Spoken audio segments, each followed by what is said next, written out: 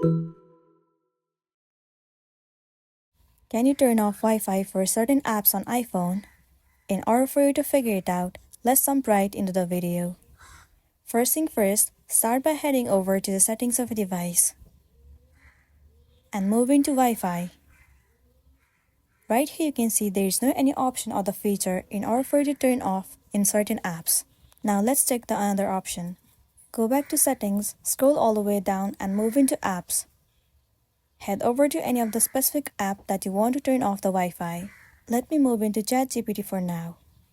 Well, in this page, you can see there is no any option or the feature in order for you to just turn off the Wi-Fi, which means that it is not possible to turn off Wi-Fi for certain apps only.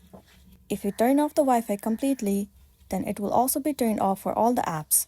So that's the end of the video. If this video helped you, give it a like and check out our next tutorial. Thank you.